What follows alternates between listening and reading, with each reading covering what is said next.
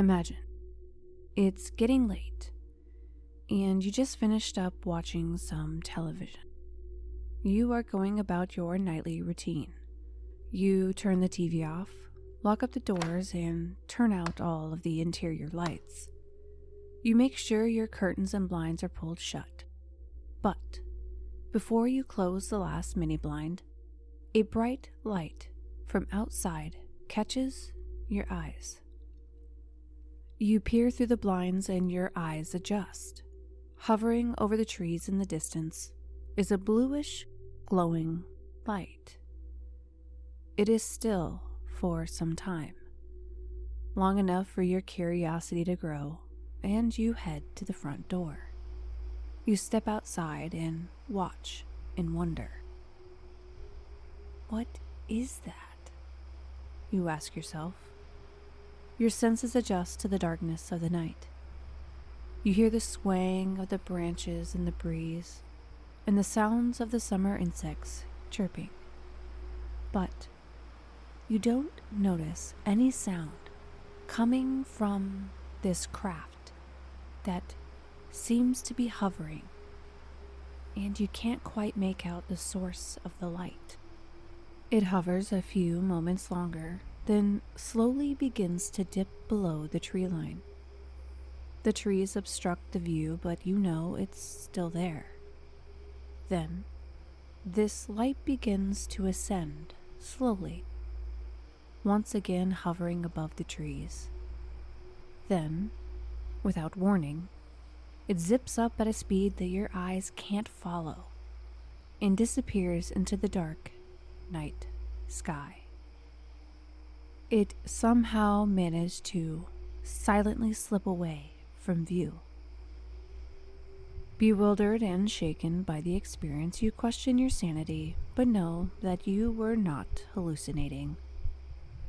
Your heart is beating a little faster and you grow a little excited because you know that you just witnessed an unidentified flying object.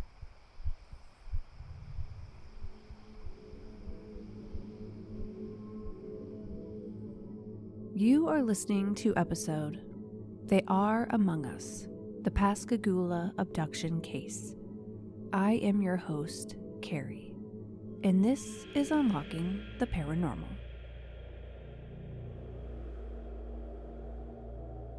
Thank you for tuning into another episode, and if this is your first time here, I do appreciate you taking the time to listen. In honor of World UFO Day, which lands on July 2nd, today's episode will explore the infamous and bizarre Pascagoula, Mississippi abduction case. One of the nation's most documented abductions and UFO sighting cases. I do want to preface by saying that a large part of the information comes straight from Calvin Parker, one of the men who was abducted. He shared in more than one book, Pascagoula, The Closest Encounter, My Story, as well as Pascagoula, The Story Continues, New Evidence and New Witnesses, and the book Beyond Reasonable Doubt, The Pascagoula Alien Abduction, written by Philip Mantle and Irina McCammon Scott, Ph.D., with the help and approval of Calvin Parker.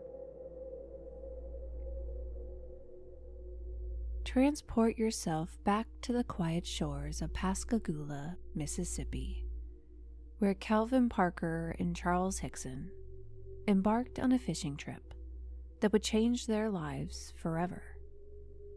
It was October 11th, 1973, and Calvin Parker and Charles Hickson just finished a day shift at the F.B. Walker and Sons shipyard. Calvin, 18, and Charles, 42, were not only co-workers but were friends that felt like family. You see, Calvin was a good friend of Charles's son, Eddie, and Charles was longtime friends with Calvin's father. They grew up together and were very close. Charles was a foreman at the shipyard who hired Calvin, and it just so happened to be Calvin's first day on the job. On that quiet Thursday afternoon, Charles and Calvin left work and headed back to Charles' apartment for a quick change of clothes and set out to go fishing. The two decided to embark on a fishing trip on the calm shores of Pascagoula River in Mississippi. As they headed out the door at 5:45 p.m., Charles told his wife that they would be back in a couple of hours. They made it to the first fishing spot, and Charles was working with great effort to catch redfish and speckled trout, but they were not biting. They eventually tried a few more spots along the river, but with no luck. Not willing to give up easily, Charles had suggested to Calvin that they try an abandoned shipyard, where he previously had caught many fish before.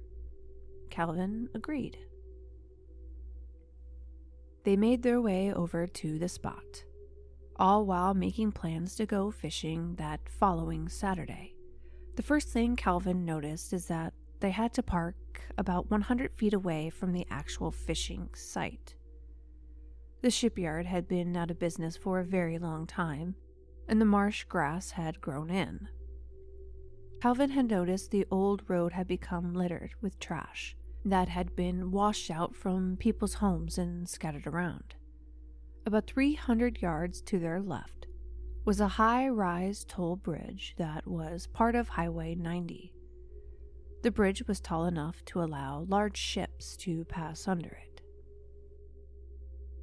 They pushed their way through the brushy, tall grass and made it to an old steel pier. Calvin questioned its stability, but upon inspection it looked stable enough to fish from. They found an old stump to sit on and settled into their spots along the East River. The sun had just set, and Charles was eager for a good catch. He went to add fresh bait to his lure, and he was in the process of turning around to grab fresh bait that was sitting behind them when something stopped him in his tracks. He was frozen in fear. Charles heard a zipping sound and about 60 to 70 feet away with some kind of craft that was lowering to the ground. It was about this time that Calvin turned around and he too noticed something odd in the distance.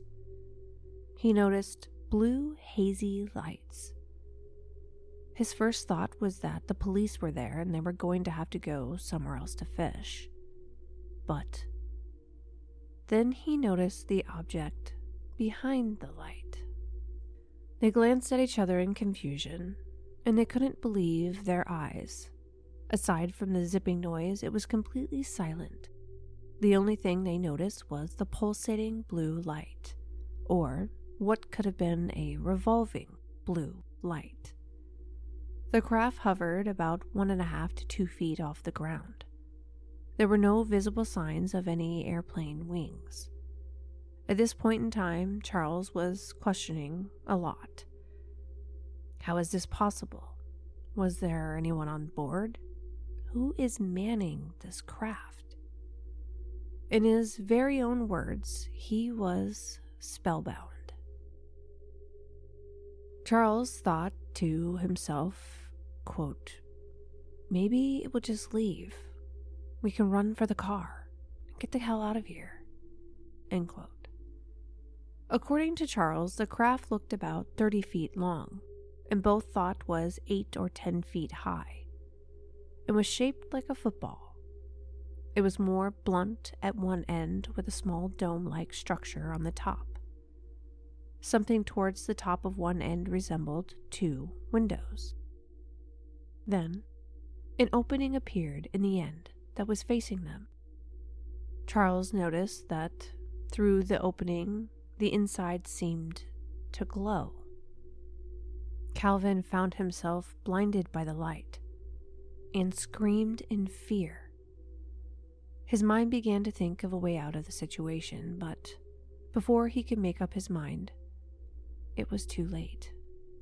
From what Charles recalled happened, from inside the craft, two beings glided out of the opening, and they hovered about a foot to a foot and a half off the ground. The following is a description of what the creature looked like based on Charles' description in the book Beyond Reasonable Doubt, The Pascagoula Alien Abduction.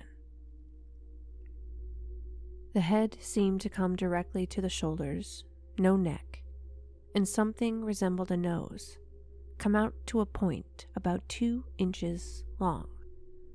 On each side of the head, about where the ears would be, was something similar to the nose. Directly under the nose was a slit, resembling a mouth. The arms were something like human arms, but long in proportion to the body. The hands resembled mittens. There was a thumb attached.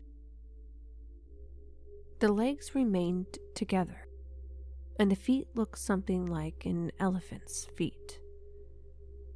The entire body was wrinkly. It had grayish color. There could have been eyes, but the area above the nose was so wrinkled that I couldn't tell. Calvin describes what he saw in a similar way. According to Calvin, when the door on the craft slid open and the blinding light spilled out, 3 creatures floated out of the craft. He described them as, quote, gray-colored, wrinkled-skinned creatures, shortish in size, about 5 feet tall, more or less, and stocky-looking gray in color with no facial features, just floating about 2 feet off of the ground. And he continued on saying, I didn't see any feet. Charlie then goes on to describe what happened after these beings reached him. He claims that 2 of them took hold of his arms, one on each side, and then, in his left arm, he felt pain, but just as quickly as the pain was there, it was gone. It was after this prick of pain that he became helpless, and he could not move. He had lost all sensation or feeling. All Charlie could think about was if he would be another story in the headlines about a man who disappeared and vanished into thin air. Calvin corroborated this claim. He explained that 2 of the creatures took a hold of Charlie while one grabbed his left arm. He heard a shot of air, and as soon as this happened, he felt instantly relaxed, and he didn't care what happened to him. His left arm wore a puncture mark from where he was grabbed. It wasn't until Calvin was grabbed by the creatures that he realized their hands did not look human. Instead, they looked like claws of a crab with a pincher-like appendage. He also claims he did not get a good look at their face because he did not see any facial features. But, from what Charlie reports, their possible face features were not distinguishable in a human context. From here, Calvin claims his body floated towards the ship. He could see everything that was happening around him, but he could not control it, move, or speak. Once on board the craft, things got even more strange. Charlie describes the inside as well lit, to the point that it was almost blinding. But, despite the blinding light, he couldn't close his eyes. Then coming out directly from the wall was something weird. It had resembled a large eye. At this point, he felt pain in his left arm once again. The large eye that came out from the wall got face to face, or eye to eye, with Charles. He describes the end of it to be a different color and material than the rest of it. The eye began to scan his body, then does a second scan. As for Calvin, once he floated onto the ship, He recalls taking an immediate left into a room that was extremely bright. He could not tell where the light source was illuminating from, as there didn't appear to be any actual lights. He then states that his body floated into a 45-degree angle, as if he was placed onto a table, but he could not feel anything below him. He lost sight of Charles, and he was unable to move his head to look around. Then, the creature that brought him in left the room. He suddenly heard a clicking noise. The clicking noise seemed to generate from this blue-looking square box, about the size of a deck of cards, with a silver button that went around him. He heard it clicking about 4 times total. After this, a smaller being entered the room. He said that it made him feel safe.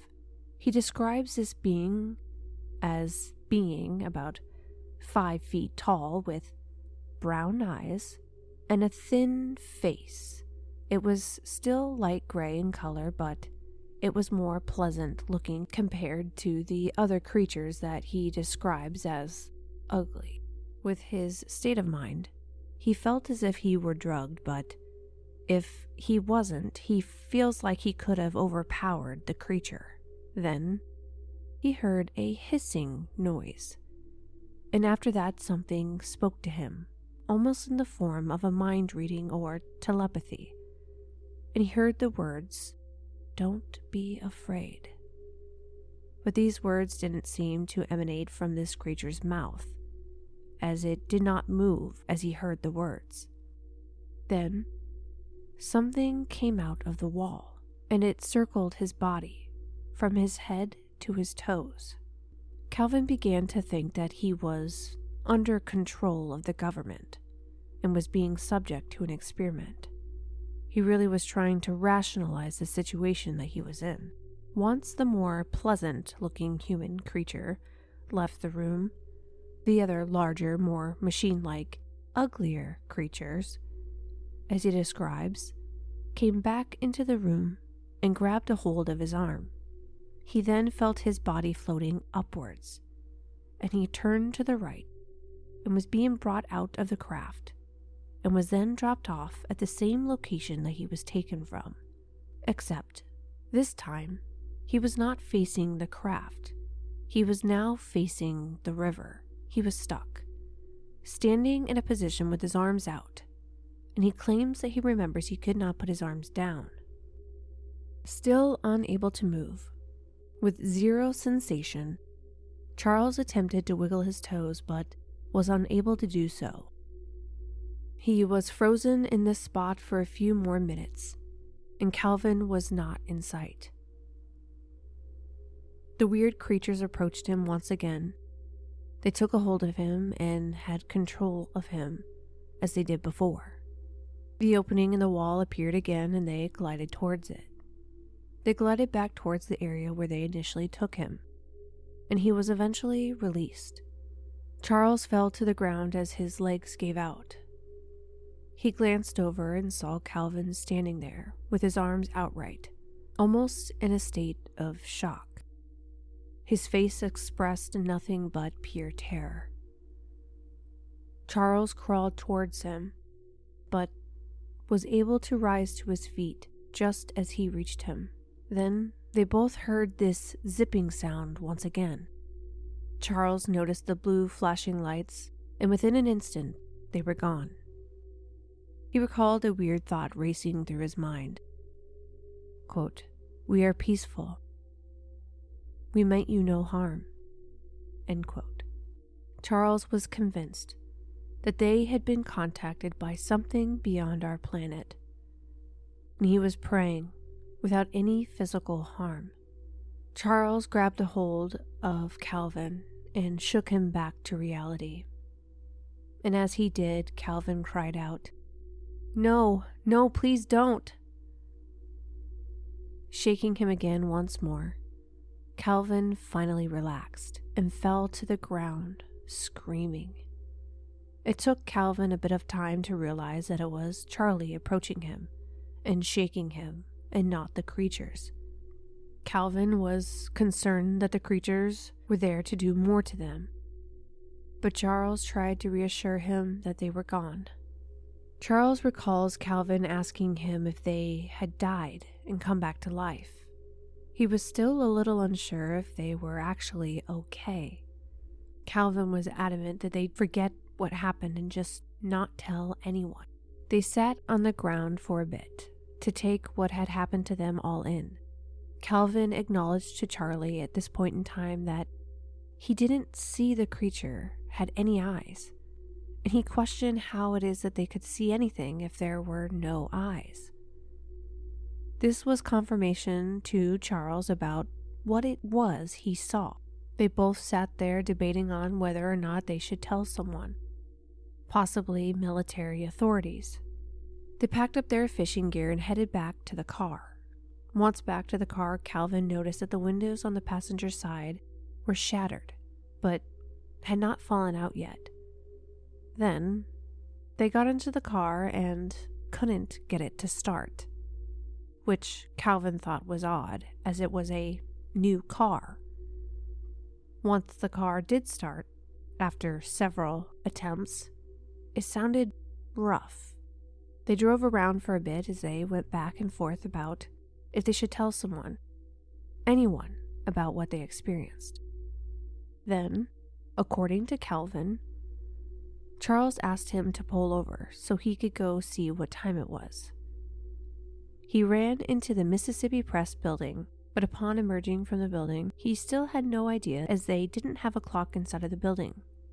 From here, according to Calvin, he found a tiki pub and ordered a beer to unwind, until Charlie convinced him to take him to a payphone.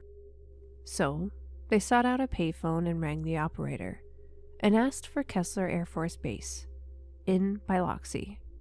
The town of Biloxi is about 30 minutes north of Pascagoula. The operator answered, and Charles explained to her what had happened to them, but, to their surprise, she said that the military didn't handle those things, and she directed them to the local sheriff's department. Charles and Calvin debated a little bit more if they should tell the sheriff's department.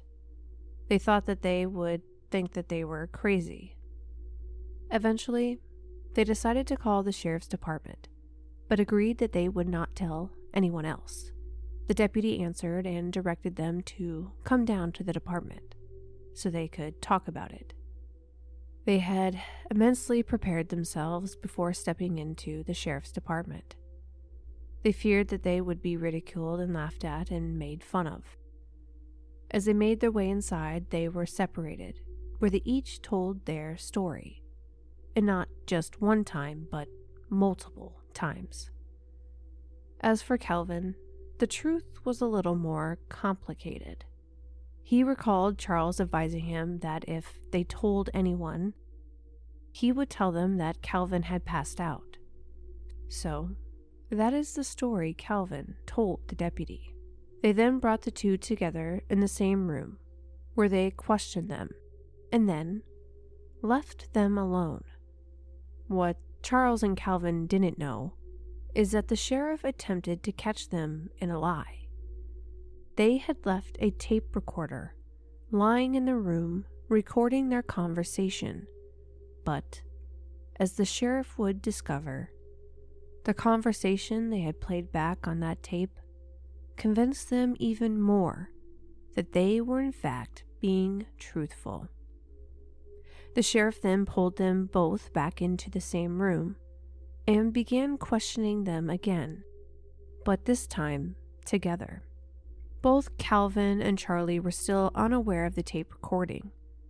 The sheriff made them a promise not to tell anyone and advised them to go home, and they did just that. Calvin thought that it was odd that the police did not go out to the site that night, or run any tests or check the damages to the vehicle. They just let them go home. I imagine that the police were not equipped to handle this kind of case, and because it wasn't a criminal matter, they didn't think to investigate to the full extent. Wishing to move on from what had happened, they learned that in the days to come, that putting this event behind them would be impossible. The subsequent media frenzy thrust the case into the public eye, igniting a mix of fascination, skepticism, and speculation. Polygraph tests and hypnosis sessions were conducted, adding layers of complexity to the case. The following are details regarding the first few days after the event took place. On Friday, the next day, they both got up around 4 a.m. to head out to work. Both exhausted from not sleeping the night before and still reeling from what had happened to them the day prior.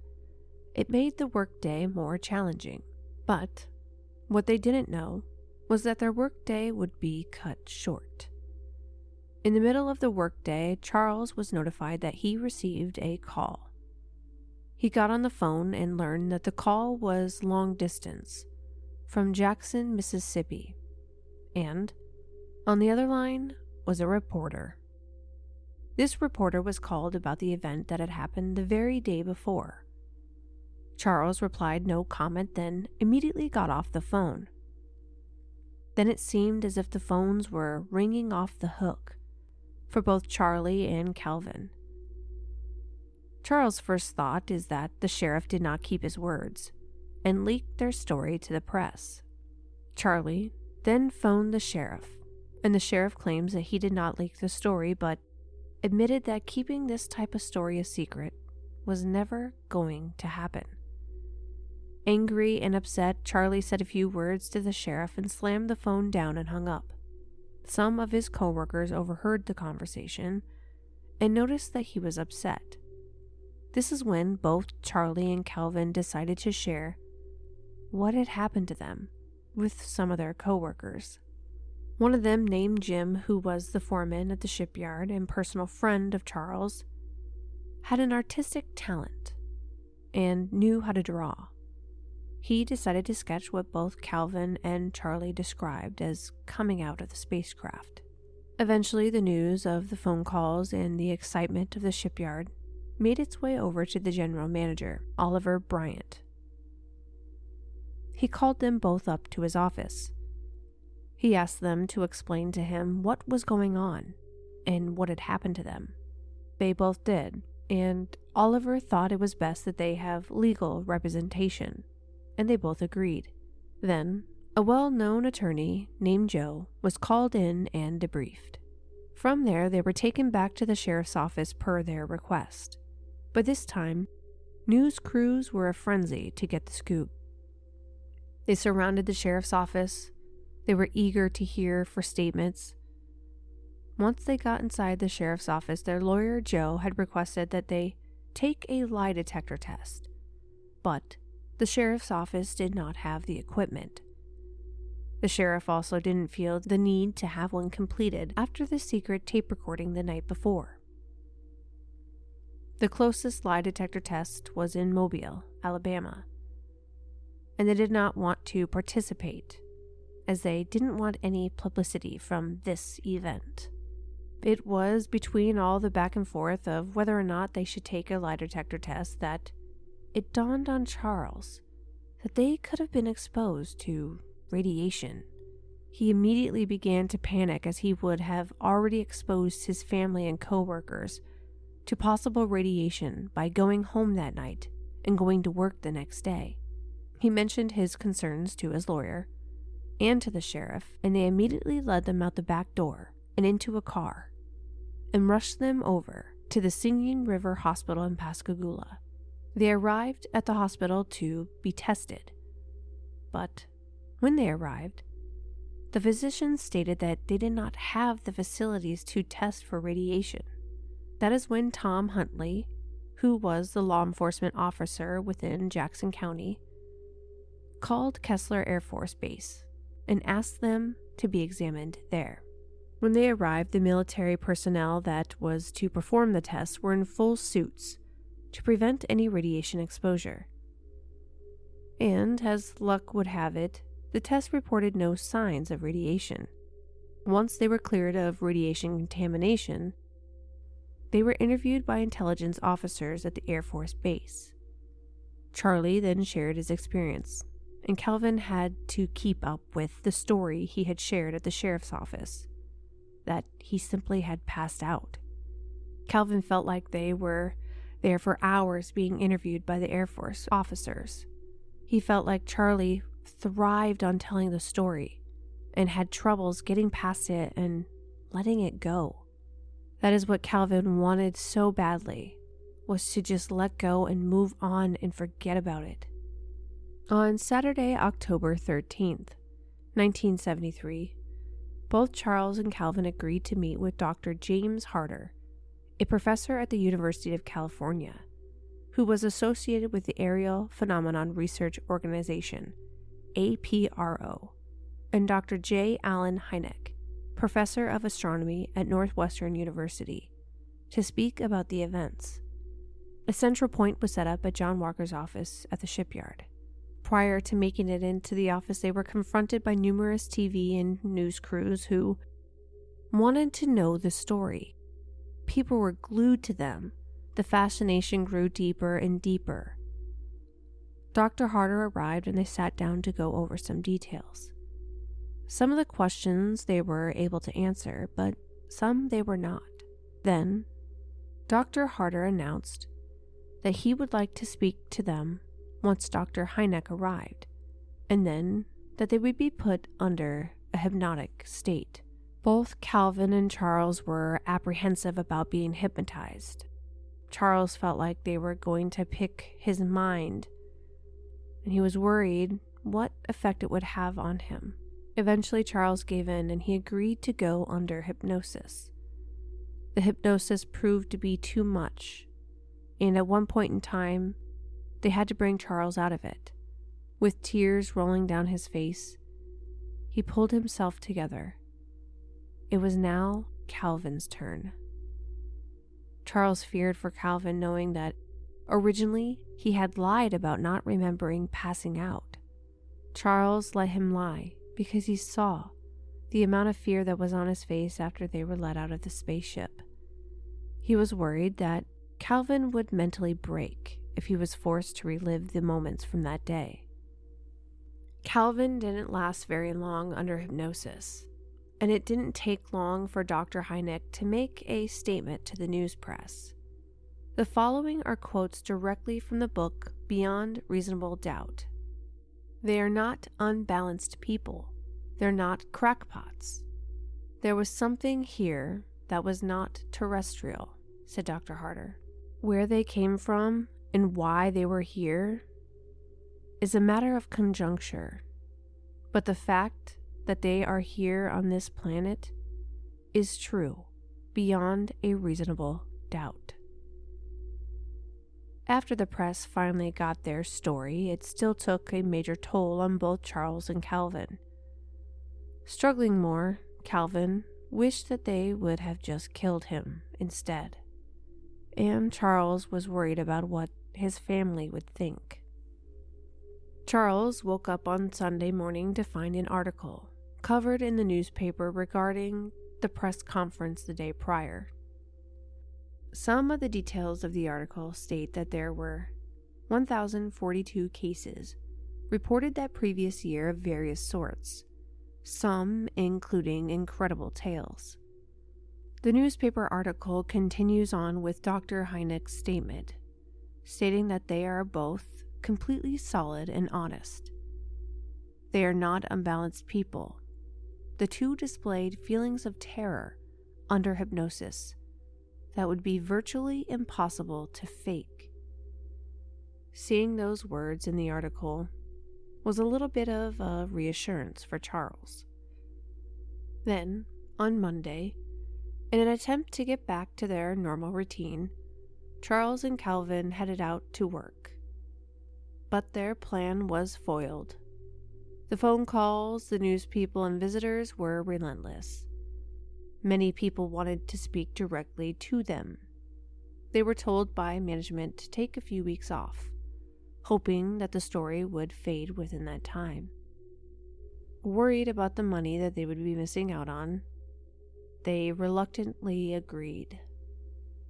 During that time, the deputy director of the International UFO Bureau of Oklahoma City, Oklahoma, along with his wife, visited Charles and Calvin to sit down and hear their story.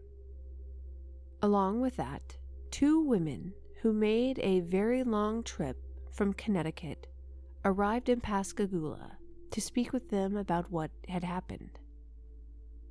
One of the women was a good friend of Betty and Barney Hill, the couple that had reportedly been taken on board a UFO just 12 years prior. This woman explained that the experience had ruined the Hills' lives, and Betty Hill hoped that somehow this incident would help prove their story. After that, Charles and Betty wrote to each other about their abductions. The constant pressure and scrutiny of everyone around them took a toll. After 1 week, Calvin went back to Jones County to visit his family, and while he was there, he suffered a nervous breakdown. He was then hospitalized and remained there for a while, and refused to speak to any news media, and didn't return to Pascagoula for a long time, even to visit. Charles eventually returned to work, but the reporters and visitors and phone calls were still relentless. Then, shortly after, Charles took a polygraph test and passed. Then, there were even more visitors, phone calls, and news reporters. He could not get away from what had happened. Although Charles and Calvin were corroborated by results of the polygraph tests and hypnosis, not everyone believed them. It wasn't until years later that more people came forward about having their own experience on the night of October 11th, 1973. The first eyewitness encounter I will discuss was reported by Larry Booth, a Pascagoula service station owner, as well as a World War II Air Corps veteran. The following details were shared in an interview in August 1974. Mr. Booth had just finished up watching his show, Kung Fu, that had aired at 8 p.m. and got over at 9 p.m. His normal night routine includes checking the front door, making sure all the lights are turned off. While at the front door, he just happened to glance out the window when he saw a large object. He guessed the object was about 5 to 8 feet above a telephone pole. He said the large object was very still, not moving at all, but it had lights around the outside of it that were turning in a clockwise motion. He claims that the lights were red with no other color. He said the object was very large, but did not appear to have any wings or offsets. He stated it looked to be larger than the props on a helicopter. Larry stated, "The most noticeable and notable thing about the object were all of the lights that went around it. They were very close together and seemed to be circling the object. He guessed the circling motion to be slower than the speed of ambulance lights. The object then began moving further away. With it, he could see less and less lights on the object. He stated that whatever it was, it made absolutely no sound whatsoever. He stated that it started to move off in a slow motion over the pine trees, and he watched it until it was out of sight. As it was moving away, he was then able to make out the shape of the object, which he claimed was dome-shaped. His initial thought was that Kessler Air Force Base was conducting some kind of experiment. In that moment, he really wasn't concerned about what he was witnessing. It wasn't until he saw the news the next day but he got a little nervous about what he had witnessed. After hearing the story of the abduction and what time of day it was, he guessed that the object he saw was related to the abduction. He based this on the direction that he first spotted the object, the time of day he saw it, and the direction that it had moved when it left his view of sight. Then, he was frightened, shocked, and thought he was going to, quote, swallow his tongue. The second story didn't emerge until late 2000. Retired Chief Petty Officer Mike Cataldo waited many years to come forward with his story, and by the time he did, the massive interest and intrigue died down over the years. I myself never even heard of this story until conducting my research for this episode. Mike attempted to contact the original reporter in Pascagoula that broke the story, but was put in touch with Natalie Chambers of the Associated Press. He unburdened himself of his encounter, and with his testimony, provided additional credibility to the abduction story of Charles and Calvin. According to Mike, on October 11th, 1973, he, along with fellow crewmates Ted Peralta and Mac Hanna, were driving down US 90, heading to Ocean Springs. Mike, while sitting in the back seat, saw a very strange object on the horizon, going from northeast across Highway 90. It appeared to be moving at a fast rate. He saw it go down into a wooded area and into the marsh. He stated it hovered over the tree line for about a minute. Curious at this point in time, the three men had pulled off the road and watched it in astonishment. They wondered the same thing. God, what is that? And while there were other motorists on the road, they seemed to be the only car that stopped to witness this strange phenomenon. Mike describes the object as being a large tambourine with lights flashing. He stated that as quickly as they saw it, it vanished. But his sighting does not end there. He reports a second sighting, only moments later, but this time in St. Andrews, near his home.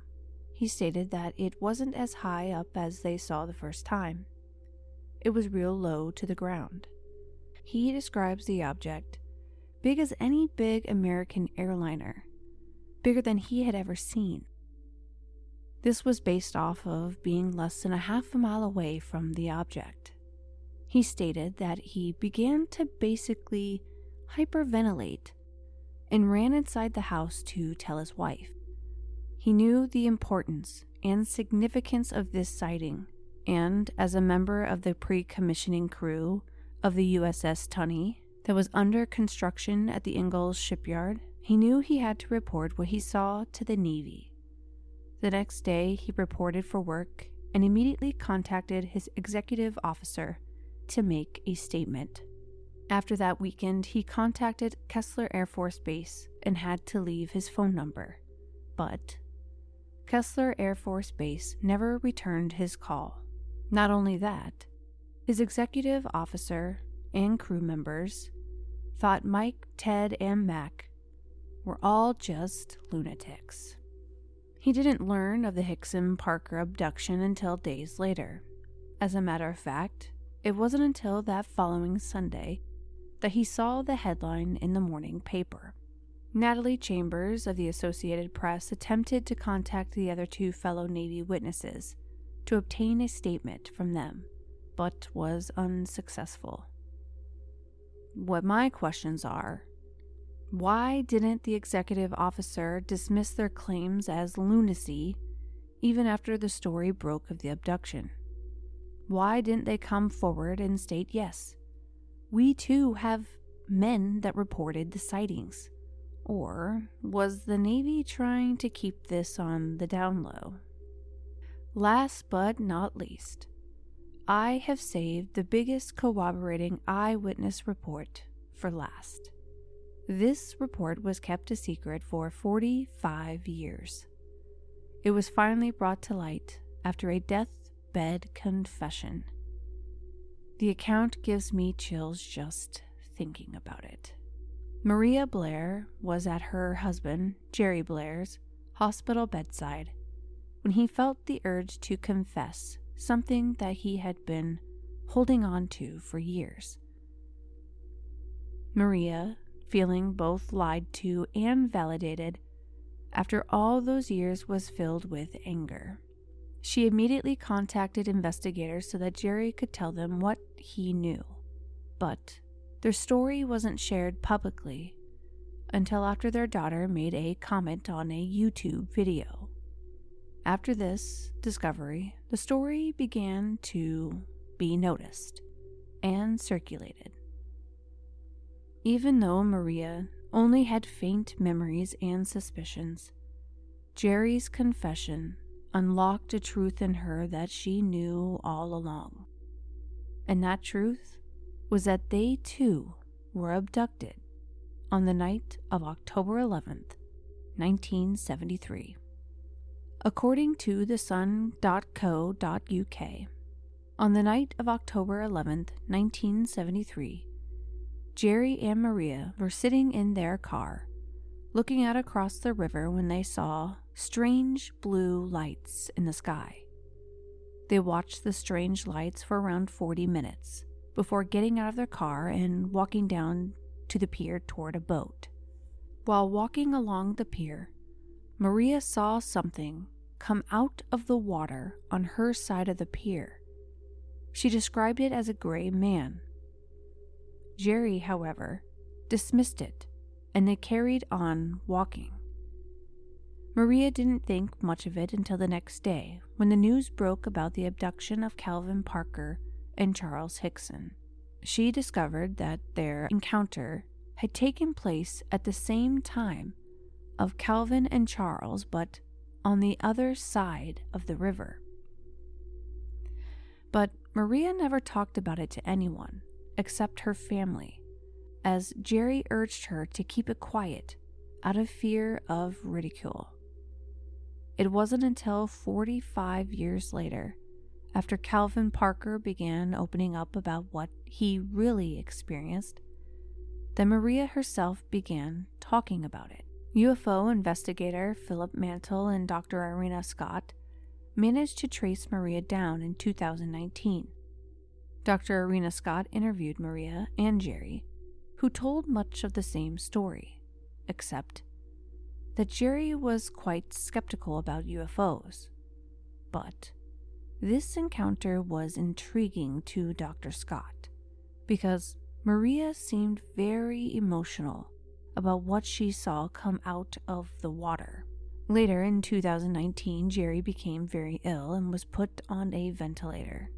He later died that same year, but before he did, he confessed to Maria that they too had been abducted. He had not talked about this before because of the potential of ridicule. Jerry recalled the events from that night in October of 1973. The following are details he shared before his passing. He claims he had seen the same gray humanoid creature as his wife, but remembered just a little bit more. According to Jerry, some of the beings were 6 feet tall and gray in color. 2 of them grabbed him and took control of him. One of the beings stood in front of the others, and Jerry got the impression that one was the leader. The creatures floated them onto the ship and performed an exam on him that he didn't want and was refusing to let happen. Maria said that Jerry recalled watching them float back across the Pascagoula River until he no longer had them in his sight. Then he noticed the craft shoot straight up and out of sight. Maria had not remembered the abduction, but Philip Mantle arranged for her to undergo hypnotic regression to jog her memory. She was confused and very scared during the session. She didn't know where Jerry was and wanted to find him. She thought that she was floating in the air and noticed the beings also floated. Then she said something was in control of her. She thought she had been given a sedative, but didn't feel any needle that would administer it. She said that she saw a door open and then was brought inside the craft. She claimed they laid her on a table and hovered a metal device over her private parts, and she thought they were interested in her eggs. She thought their goal was to make children that look like people so they can live among us. She stated, "The aliens need a disguise.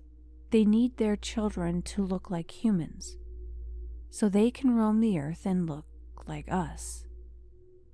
The hypnotist asked why she was chosen, and she said because she was a woman and that the visitors are performing a human-alien breeding program.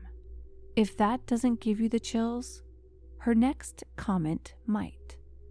She stated during her hypnosis session, quote, "They are among us now." Finally, after years of ridicule, Charles and Calvin were finally honored with a plaque at Lighthouse Park in Pascagoula to commemorate the event that changed them and the history of the town forever. In honor of World UFO Day, which is celebrated July 2nd, I would love to hear your thoughts. Do you believe aliens are among us? Do they appear in human form? Do you think you have encountered and interacted with an alien species? Are you one of them?